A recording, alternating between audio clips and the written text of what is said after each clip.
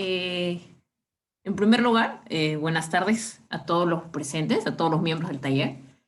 El día de hoy voy a exponer respecto al recurso de nulidad 2504-2015 Lima. Este recurso es interpuesto por la Octava Fiscalía Superior Penal de Lima y también por la defensa técnica de Hilda Cecilia Chacaltana Pacheco contra la sentencia del 11 de mayo del 2015 de la Segunda Sala Penal para procesos con reos en cárcel, ¿no?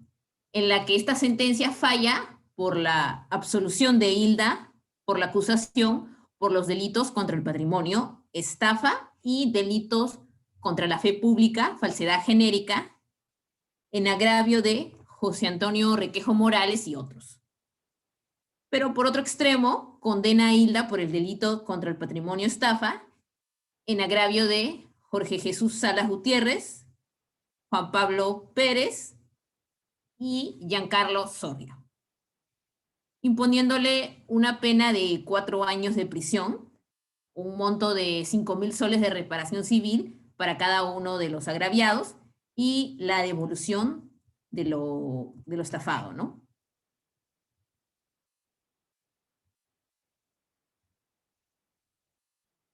Bueno, luego continúa, justo están ahí las diapos.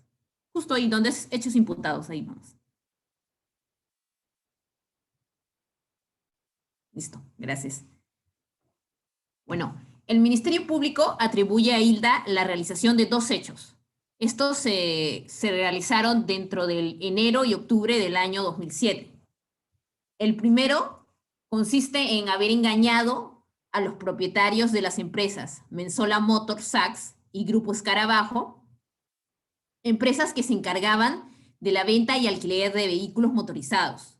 Resulta que ella se presentó ante ellos como una persona confiable, solvente, logrando que bajo error la primera empresa le entregara 6 y la segunda empresa 49 vehículos, que en su mayoría eran camionetas 4x4, con el objeto de ser llevados a empresas mineras en Ica para alquiler o alquiler y venta.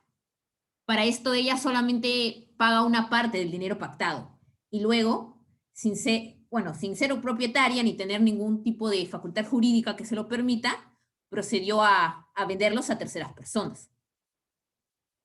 El segundo hecho que se le imputa se refiere al engaño en perjuicio de Jorge Jesús Salas Gutiérrez, Juan Pablo Pérez, Giancarlo Soria y otros, a quienes la procesada les vendió los vehículos sin tener la condición de propietaria legítima y manifestó que provenían de remates judiciales.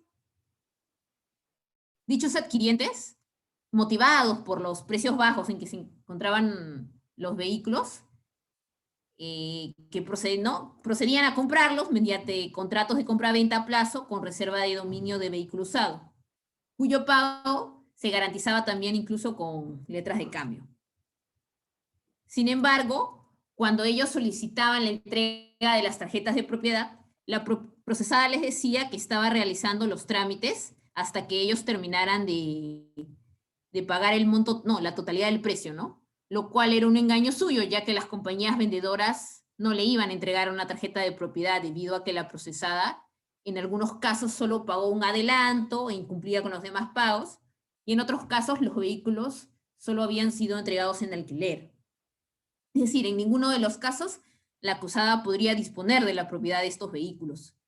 Es por todo esto que los agraviados adquirientes tuvieron finalmente que devolver los autos sin que se les haya devuelto el dinero que pagaron por ellos, ¿no? Siguiente diapositiva, por favor. Una más, por favor. Gracias. Ahora desarrollaremos los fundamentos de la Sala Penal Superior. La segunda Sala Penal Superior tiene, ciertos fundamentos, ¿no? Para su sentencia. El primer fundamento, siguiente diapo, por favor. Ahí está, gracias. No, la anterior, está bien, no lo había visto. Respecto a la acusación fiscal por el delito de estafa en agravio del Grupo Comercial Escarabajo y Mensala Motor Sachs, la Sala Penal Superior consideró que la conducta de la acusada es atípica porque el mérito de las obligaciones contenidas en los contratos denotan un incumplimiento civil. Además señala que deben considerarse que la acusada firmó los referidos contratos con su propio nombre y revistiendo la formalidad, por lo que no se configuran elementos del tipo penal de estafa. En cuanto a los agraviados, Jorge Jesús Salas, Juan Pablo Pérez y Giancarlo Zorria,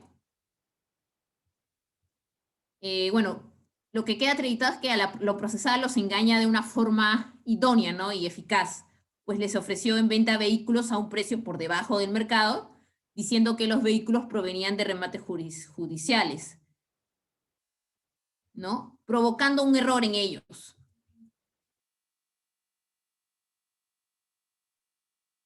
Dentro del...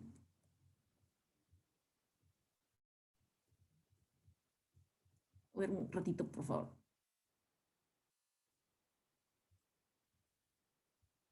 Estamos en el... Ya. El siguiente diapo, por favor. Siguiente diapositiva. Ya. Y el tercer fundamento es la alteración de la verdad por parte de la procesada Chacaltana en perjuicio de los agravados adquirientes, que fue precisamente para conseguir la disposición patrimonial de estos. Fundamentos por los cuales el supuesto fáctico imputado como falsedad genérica está siendo absorbido por el delito de estafa, correspondiendo en consecuencia al absolver a la acusada de la acusación fiscal por el referido delito contra la fe pública. Siguiente diapositiva, por favor.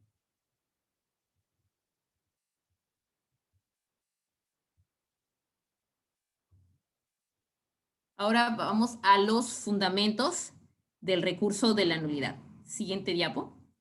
En este caso, el recurso de nulidad lo solicita tanto la Octava Fiscalía Superior Penal de Lima como la defensa técnica de la procesada, ¿no? Cada una de ellas cada una de estas desarrolla sus propios argumentos. En primer lugar, vamos a comenzar con la Octava Fiscalía. Que el primer fundamento que dice es que el superior colegiado no toma en cuenta que los agraviados otorgantes se desprenden, ¿no?, de sus vehículos al considerar de que esto se trataba de una transacción regular. Pues la procesara se presenta o genera un estado de confianza para conseguir un provecho ilícito. Sin embargo, los agraviados no reciben sus pagos, por lo que la procesada disponía de los bienes como si fueran la propietaria legítima. También se afecta el patrimonio de los adquirientes agraviados, quienes se desprendieron de su patrimonio bajo error, es decir, pensando que la acusada era la propietaria legítima de sus adquisiciones, ¿no? El segundo fundamento que señala la Fiscalía es que tampoco se valora el perjuicio económico ocasionado, el cual está acreditado en el informe pericial contable número 2/2015, del 12 de febrero del 2015. En cuanto al tercer fundamento, los agraviados adquirientes, se refiere, ¿no?, a los agraviados adquirientes que no presentaron sus medios de prueba para acreditar sus dichos, ¿no? El superior colegiado no valora sus declaraciones previas ni las del juicio oral, ni tampoco toma en cuenta que gran parte de los vehículos fueron incautados por la policía, por lo que no solo pierden el dinero que otorgaron por las cuotas iniciales, sino también estos vehículos, ¿no? Y el cuarto fundamento es que respecto al quantum de la pena, el superior colegiado no considera la magnitud al disolver la magnitud del valor de la conducta del acusado. Mientras que los argumentos de la defensa técnica de la procesada, en primer lugar, señala que el hecho por el cual se le ha sido condenada es atípico, porque se trata de actos de compra-venta de vehículos actos jurídicos que son suscritos por ambas partes, entonces se presume que se hizo con una total libertad. Es por eso que son asuntos que deben verse en una vía civil o comercial, ¿no? El segundo presupuesto también indica que no puede considerarse como víctima del delito de estafa a quien paga por un auto, a quien no estando inscrito como propietario en el registro de propiedad vehicular, a no ser que se haga una suplantación de identidad o una falsificación de documentos. Aún más, si tal como señala el Código Civil en el artículo 20.2c, la mera afirmación de ser propietaria o propietario de un automóvil no es idónea para generar un estado de error. Siguiente diapositiva, por favor. El tercer fundamento de la defensa técnica es que además existe una valoración incongruente de los hechos por parte del superior colegiado, ya que respecto al caso de los agraviados otorgantes, se concluye que el hecho es atípico, mientras que respecto a los agraviados adquirientes indican que existe un delito de estafa. Todo esto sin tener en cuenta que ambos son similares. Ahora pasaremos a los antecedentes del caso. Siguiente diapositiva.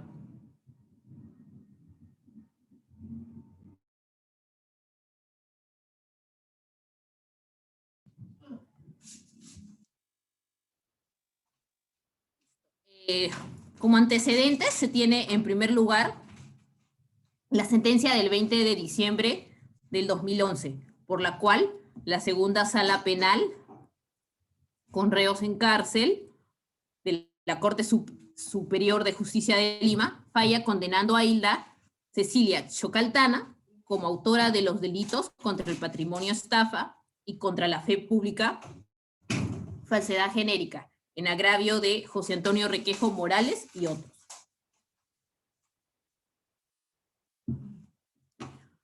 También tenemos como antecedente contra el pronunciamiento de la defensa técnica que se interpuso el recurso de nulidad, el cual se eleva a la Corte Suprema, la Sala Penal Permanente, el 19 de febrero del 2013, mediante la Ejecutoria Suprema recaída en el recurso de nulidad número 23 en 32, 2012 Lima, que declaró que por mayoría, la nulidad de la sentencia recurrida y ordenó que se realizara un nuevo juicio oral por otro colegiado.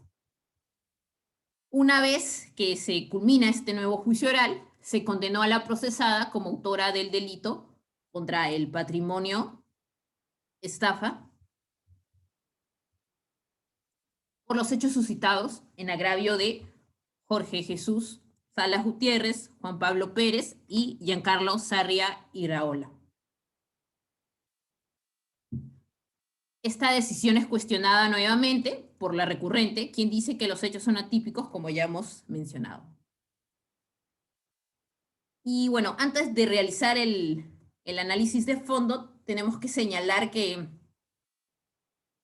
en relación a los agravios expuestos por la octava Fiscalía Superior Penal de Lima, debe prevalecer la posición del señor Fiscal Supremo en lo penal, quien ha dictaminado a favor de no haber nulidad en el extremo absolutorio de la sentencia.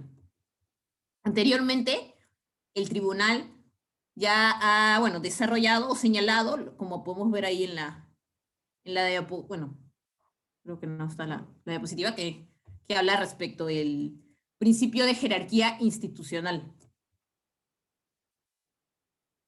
cuya relevancia normativa proviene del artículo 5 de la Ley de la Orgánica del Ministerio Público, que estipula que los fiscales actúan independientemente en el ejercicio de sus atribuciones, las que desempeñarán según su propio criterio y en la forma que estimen más arreglada a los fines de su institución. Siendo un cuerpo jerárquicamente organizado, deben sujetarse a las instrucciones que pudiesen impartirles sus superiores. También el Tribunal Constitucional ha reconocido la relevancia jurídica de este principio, ¿no? en su sentencia número 2920-2012, Lima, del 23 de agosto del 2013, establece que los fiscales de menor grado o rango deben sujetarse a las instrucciones de los superiores, dado que el Ministerio Público es un órgano orgánica y jerárquicamente estructurado, de modo que las competencias atribuidas pueden ser ejercidas por los funcionarios determinados para tal efecto, quienes pueden actuar conforme a su criterio o conforme al ordenado o dispuesto por sus superiores. Y al mismo tiempo se determina que es de aplicación del artículo 5 de la Ley Orgánica del Ministerio Público cuando un actuado llega a conocimiento del fiscal superior o supremo, es el criterio de este el que debe primar sobre el criterio de los fiscales de menor jerarquía. Por tanto, se señala que el tribunal señala que solo queda hacer prevalecer el dictamen del fiscal supremo en lo penal, debiendo desestimarse los agravios del fiscal superior impugnante en este extremo absolutorio. Ahora sí vamos a ver los fundamentos del Tribunal Supremo respecto al recurso de nulidad, pero más que nada en contestación a lo que ya ha dicho la defensa técnica. Es por esto, ¿no? Como ya he dicho, que el tribunal se limita solamente a analizar los agravios expuestos por la defensa técnica de la procesada. Como ya mencionamos anteriormente, lo que la defensa técnica está cuestionando es el extremo de la sentencia que condena a la procesada como autora del delito de estafa por el hecho de haber vendido vehículos mediante contratos de compra-venta con pactos de reserva de dominio a los agraviados Jorge Jesús Salas Gutiérrez, Juan Pablo Pérez, Giancarlo Saria y Raola, resultando que estos motivados por el bajo precio en que se estaban ofreciendo los vehículos, proceden a adquirirlos sin saber que la procesada no era la propietaria. Por tanto, el Tribunal Supremo quería determinar si estos hechos se subsumían en el delito contra el patrimonio en la modalidad de estafa, señalado en el artículo 196 del Código Penal, que sanciona con pena privativa de libertad no menor de 1 ni mayor de 6 años la conducta de quien procura para sí o para otro un provecho ilícito en perjuicio de un tercero, induciendo o manteniendo en error al agraviado mediante engaño, astucia, ardid u otra forma fraudulenta. Menciona también el tribunal que el supuesto típico específico de defraudación recogido en el inciso 4 del artículo 197 del Código Penal requiere la concurrencia de los presupuestos típicos del artículo 196. Señalaba el tribunal que era observable que el engaño utilizado por la procesada resultó eficaz para inducir error a los agraviados y procurarse de un provecho económico a partir de la disposición patrimonial que estos realizaran. De las pericias contables realizadas datan que, por ejemplo, el perjuicio económico ocasionado a Jorge Jesús Salas era de $25.500, mientras que el perjuicio ocasionado a Juan Pablo Pérez era de $18.860 y el perjuicio ocasionado a Giancarlo Sarria Iraola era de $7.000.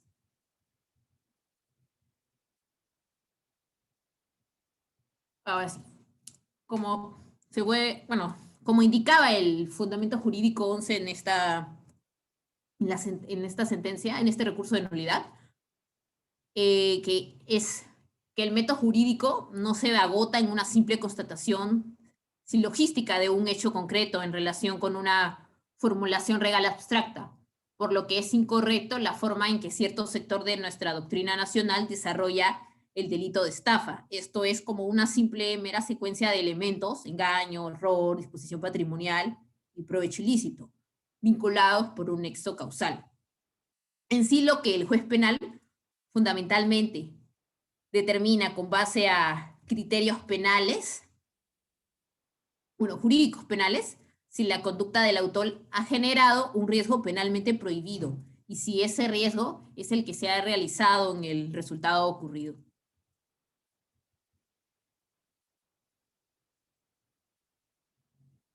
Para el caso en específico, el tribunal de grado inferior se limitó a constatar la existencia de un engaño causal, es decir, de un engaño que resultó eficaz para producir un error, un perjuicio patrimonial y un provecho ilícito.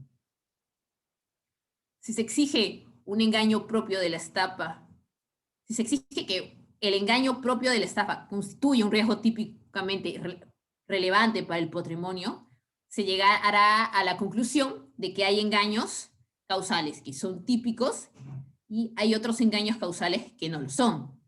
Entonces, la tipicidad del engaño es una cuestión de imputación objetiva y no de causalidad. Siguiente diapositiva. Una más, por favor. Sí, ahí, perfecto, gracias. El juez penal, al momento de analizar la tipicidad de los procesos por estafa, debe preguntarse quién es el competente por el déficit de conocimiento de error de la víctima.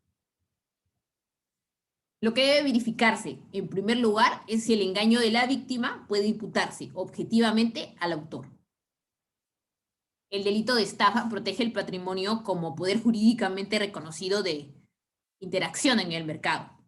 En el contexto de nuestra sociedad, el sujeto que realiza un acto de disposición muchas veces no accede personalmente a toda la información que necesita para tomar sus decisiones económicas. En este sentido, aquel que interactúa económicamente se ve en la necesidad de confiar en otros que sí tienen acceso a esa información. Es por ello que mediante el tipo penal de estafa se busca garantizar un cierto grado de información veraz para que el acto de disposición sea libre y con ello el patrimonio sea fuente de libertad para el titular. Ahora bien, nos dice el tribunal que el criterio que orienta el reparto de incumbencias respecto a la averiguación de la información es el criterio de accesibilidad normativa, el cual permite delimitar los ámbitos de competencia respecto de la superación del déficit de información que permite interactuar de forma libre en el mercado. Entonces, hay accesibilidad normativa cuando el disponente tiene por una parte, acceso a la información que necesita para tomar su decisión de disposición y goza, por otra parte, de los conocimientos necesarios para descifrarlo. Si hay accesibilidad normativa para el disponente, incumbe a este último averiguarla. En el caso concreto, lo que se debía determinar era si con independencia del engaño realizado por la procesada, los tres agraviados tenían la accesibilidad normativa a la información necesaria para tomar una decisión libre frente al ofrecimiento de vehículos que les hizo el acusado. Si hay accesibilidad, se descarta el engaño típico y por tanto se afirma que es un caso de competencia de la víctima. Pero si no lo hay, entonces se afirma que la relevancia penal del engaño típico de la estafa. De auto se tiene que los tres agraviados celebraron contratos de compraventa a plazo, con pactos de reserva de dominios de vehículo usado, con una persona que afirmaba ser la propietaria de los vehículos, sin serlo realmente. La concreción del criterio de accesibilidad normativa es más sencilla cuando existe una regulación que define los parámetros de diligencias propios de este sector del tráfico económico. Por tanto, para este caso, correspondería revisar las principales reglas jurídicas que regulan el sector mercantil automotriz. El artículo 2012 del Código Civil consagra el principio de publicidad registral, según el cual se presume, sin admitirse prueba en contrario, que toda persona tiene conocimiento de las inscripciones. Por tanto, quien actúa en el mercado de bienes registrables, en este caso de los automóviles, tiene la carga de conocer el contenido de las inscripciones, lo cual es una información que se encuentra normativamente accesible a la persona que pretende realizar una disposición patrimonial. Esta carga fue infringida por los afectados. Entonces, en consecuencia, existe competencia de la víctima. A los agraviados les correspondía averiguar la información respecto a la titularidad de los vehículos que querían adquirir, ¿no?, en compra-venta.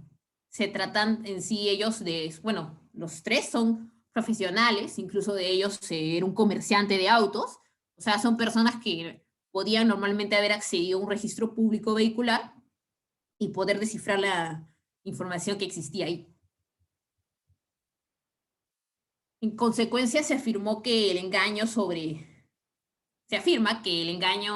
de datos inscritos en los registros de propiedad es típicamente relevante, ya que la consulta de datos registrales es el deber mínimo de autotutela a quien interviene en el mercado automotriz, a no ser que se trate de víctimas estructuralmente débiles, como las señaladas en el inciso 1 del artículo 196A del Código Penal, o existe un acto de bloqueo de información normalmente accesible.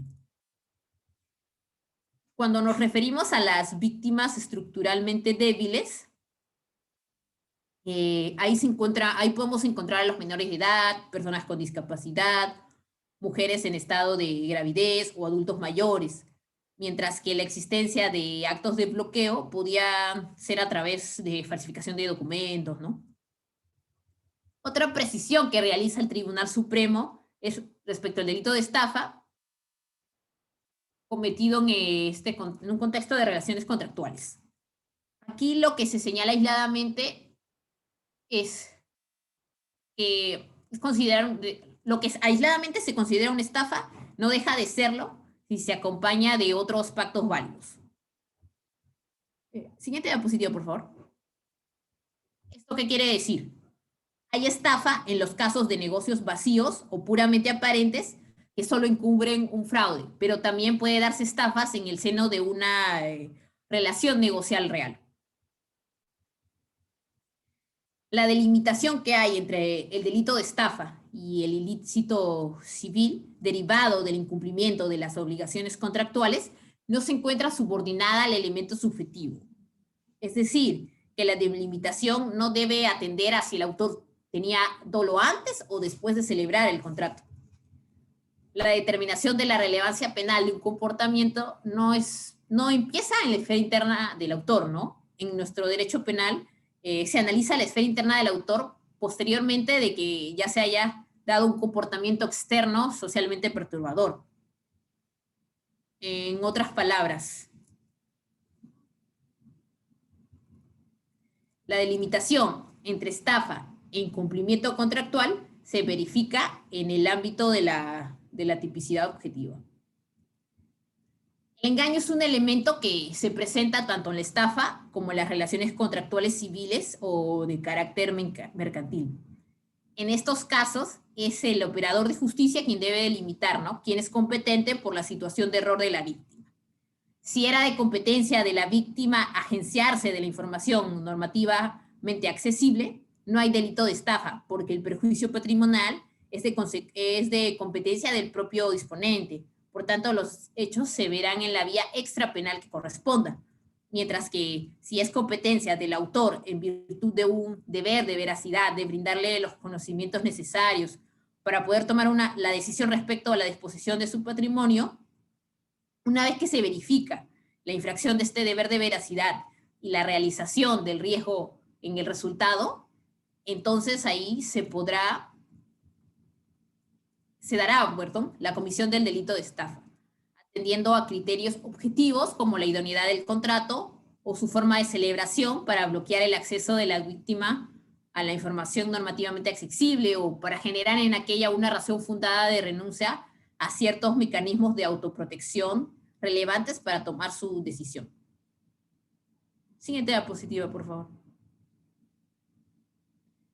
Bueno, y para culminar la decisión, ¿no?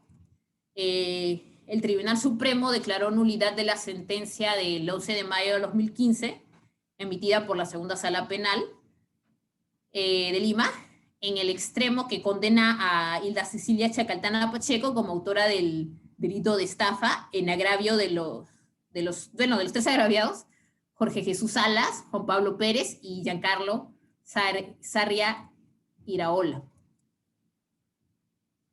Reforma la sentencia, absolviendo a la acusada por el delito de estafa contra los tres, y establece como establece que los fundamentos jurídicos 11, 12, 13, 14, 15, 18, 25 y 26 constituyan precedentes vinculantes.